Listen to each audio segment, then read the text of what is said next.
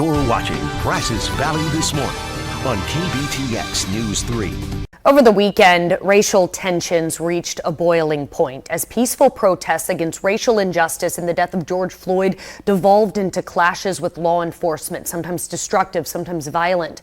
And the images that we've been seeing from some of these are disturbing to watch, which of course can make it difficult to talk to your children about what's going on in our country right now that they can see on just about every TV screen they might come across.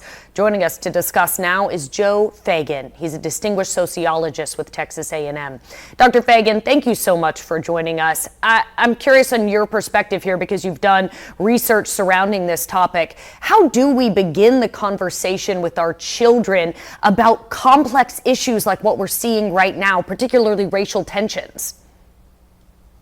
Well, there are plenty of books designed to help parents teach children about our systemic racism issues, about the Americans who fought back against racism, Black, white, Latino, Asian, Native American. And there's sort of a prior question or a prior issue that parents themselves need to become much better informed about this country's very long racist history. We're a country founded on racial oppression.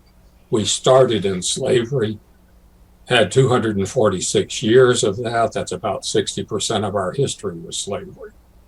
We're the only advanced industrial nation for which that is true. And after a brief Reconstruction period, we had another very long period that I, in fact, grew up under, Jim Crow segregation, which was pretty close to slavery without chains. So how does teaching our children history and teaching ourselves history, perhaps making that part of the family conversation, how does that knowledge of history help us frame for our children the still racist world that we live in now and help them fight against it? Well, we both need an honest discussion of our racist history. And most of us who are white at any age level don't get an honest history. We don't get an honest history in school. We don't read on our own. So it's extremely important to start by adults and parents becoming much more informed about slavery and Jim Crow and the deep roots of racism in this country. That's the place to start. So much of I'm sorry, continue, sir, sorry. Go ahead. Then we can introduce one of the great things about this country is our framing that you could call our liberty and justice for all framing. The bad news about this country is that racism is foundational and systemic. The good news is that we've always had a tradition in this country, Black, white, Native American, Latinos, Asians, fighting back against that systemic racism under the flag of liberty and justice for all.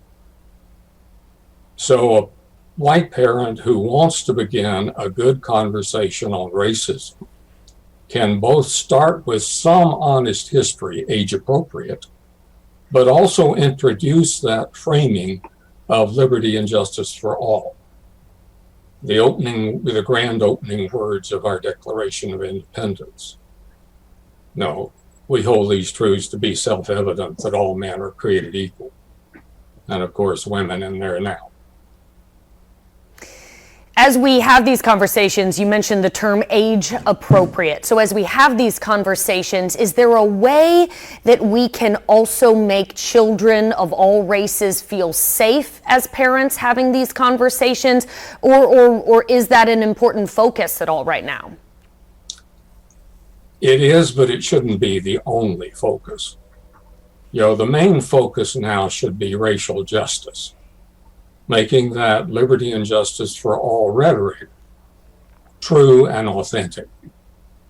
For most Americans of color, majorities of Americans of color, do not see us actually implementing liberty and justice for all. So that's the first step, is for parents to start becoming much more aggressively operating out of that liberty and justice for all framing. And then there are plenty of ways we can teach about the good side of American history. There are a lot of books for children, for example, that talk about those Black and white Americans who have fought back against racial injustice. The most famous being Rosa Parks. But there are plenty of others like Harriet Tubman under slavery, a great fighter for freedom that helped expand freedom for all of us in this country. Dr. Feagin, you've done some interesting research about the attitudes of children toward race. I'm hoping you can walk us through just briefly how that research was conducted and what it showed you about the attitudes of, again, small children to race. Yes, we had some very disturbing findings from a study. One of my graduate students, Deborah Van Osdale, and I did research in a multiracial daycare center. It was about half white children and half children of color, about 50 children over the 11 months that we observed them in that facility. And we found that the white children there, and these are, keep in mind, 3 to 5 year olds, the white children there periodically call the Black children the N-word. And if you challenge the white children on that, they would explain what they meant, that N-words are stinky or lazy. That is, they would articulate a pretty adult version of an anti-Black racist framing. And these are 3.5-year-olds, 4-year-olds. The 4-year-old, one example is a 4-year-old white child pulling a wagon with 2 other 4-year-olds in it. One is white and one is Asian American. And after she gets tired of pulling the wagon, she puts down the tongue, and the Asian child gets out and starts pulling the wagon. And suddenly the white child, the 4-year-old, comes back over and says, no, only white Americans, with her hands on her hips. Only white Americans can pull this wagon. So you get both this articulation of a kind of white supremacist notion in the heads of white 4-year-olds. And they've also learned the anti-Black framing with the N-word.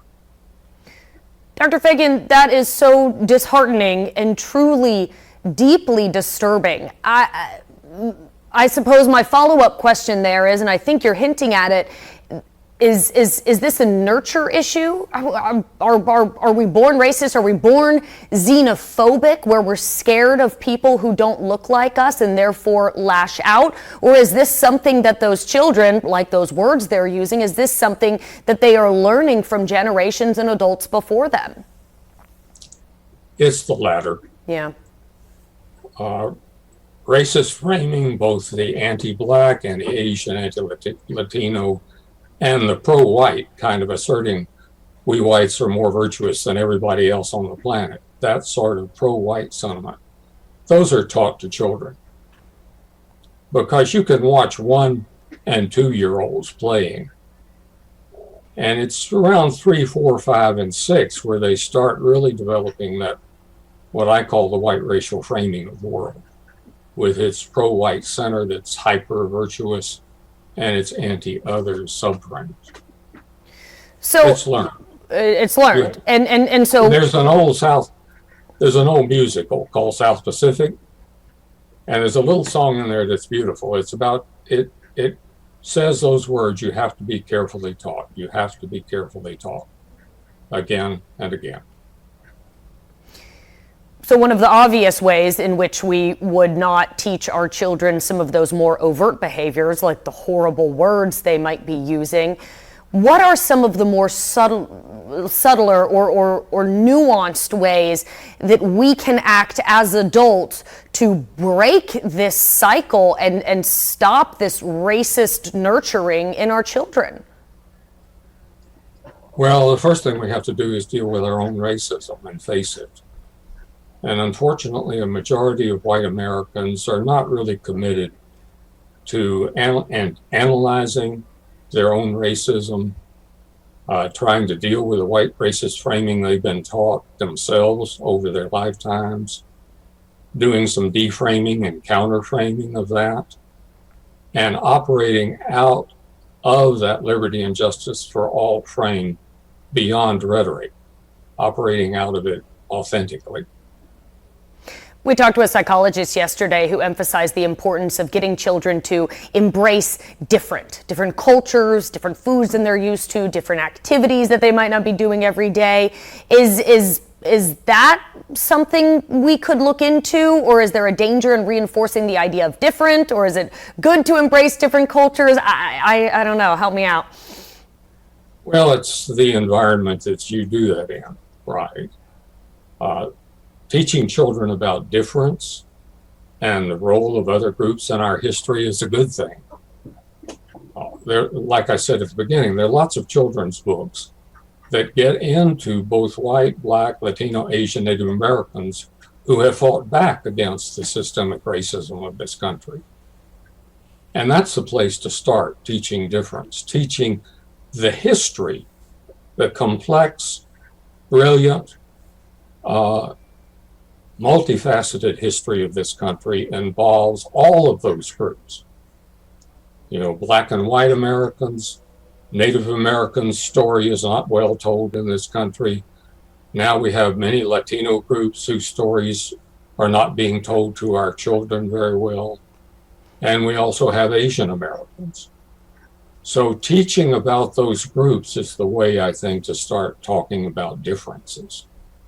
Where these groups came from, who they are, what their cultures are like, what they want in life. Pretty much, we all want the same thing. Our country has consistently kind of pointed to the next generation and then the next generation to be the ones to end racism, but generation after generation, we keep having these issues. I suppose my question is, are we any better off than we were 10 years ago, 20 years ago, 30 years ago, 50 years ago? Are we getting any better? Yeah, that's one of those yes and no questions, right? In some ways, we've gotten better, but the history of racism in this country is that we make progress for a while, like we did in the 1960s. The Black Civil Rights Movement, and a lot of whites participated in that, and we did some good things and kind of got rid of Jim Crow segregation, which was pretty much near slavery, right? So we've made that progress, and then unfortunately in recent years we've moved backwards on a lot of things. We're not enforcing our civil rights laws, for example. We have some of the best civil rights laws on the planet that were passed in the 1960s during those demonstrations, which did bring about, the end of Jim Crow. But those civil rights laws are not enforced. Housing laws, employment laws, education laws are not enforced, or they're weakly enforced. And one of the reasons is a majority of white Americans are not really committed to racial justice at this point in our history. A substantial minority are. But we have to move this country in the direction of a majority of whites being committed to liberty and justice for all, really, in practice. Okay, so maybe you just answered this next question, but it's one that I think is both simplistic but also deeply complicated. What does real change look like? Well, real change looks like that end of Jim Crow in the 1960s. I grew up in Houston, and black folks walking by whites had to step off the sidewalk, had to tip their hats. If a black man looked at a white woman the wrong way, he could end up being lynched, right? So the bloody Jim Crow era ended, but we have these continuing contemporary versions of Jim Crow, such as the police brutality kind of issue. And we certainly need to deal forthrightly with those kinds of white violence, for example, today. So we made some progress. The younger generation does seem to be more open-minded. It's also poorly educated on our racist history. But you can see in the demonstrations, there are lots of young people of all racial backgrounds there. That's encouraging. Some critics of political correctness argue that the racists have simply been forced into hiding, that they're out there and maybe working against change quietly and surreptitiously, and they're harder to identify because they understand the consequences of being so public about their racism. So is there a problem in identifying hidden opposition to real change, or by simply taking away their ability to spread this message of intolerance, is that enough? Do you know what I'm saying? Yes, it's both. Yeah. There's background implementation of racist actions, discrimination against people of color in employment that's done quietly. But a lot of the racism today is overt, open, obvious. We don't need implicit bias theory to talk about it. We've got plenty of explicit bias, explicit racist framing, like in those examples of those white children that I talked about. Yeah. That's very explicit racism, calling your fellow child in the kindergarten area the N-word, for example, or insisting with an Asian child that white Americans are superior and have the right to pull the wagon. That's blatant racism. So we need to deal both with the blatant racism and the behind the scenes, backstage racism as well. Critics of the ongoing protests are arguing that these protests that have turned violent or destructive, that this has diluted the message behind the majority of the peaceful protests that are existing. So I'm just curious about your take on the protests and how they've been going. Is this depicting what the message is? Is there any advice is there anything different or more that you would like to see from the protesters? Unfortunately, I've been watching these events since the 1960s. I did the first major book on the ghetto uprisings, the black protests in the 1960s, in a book called Ghetto Revolts. And the pattern has been the same ever since. There are the underlying conditions of racial injustice, discrimination in employment, housing, education, lower incomes, less wealth, that provide the daily frustration and anger for people of color in this country. And then there are these dramatic police events, police brutality events, which tend to trigger that underlying anger against large-scale patterns of discrimination in this country. So this has been going on really over the whole 400 years we've had slavery, Jim Crow, and contemporary discrimination. Blacks have organized and protested. But to your question of these current protests, we're just beginning to see what's going on. It seems fairly clear to me that the overwhelming majority of the protesters are nonviolent. They're protesting these police brutality and other discrimination issues.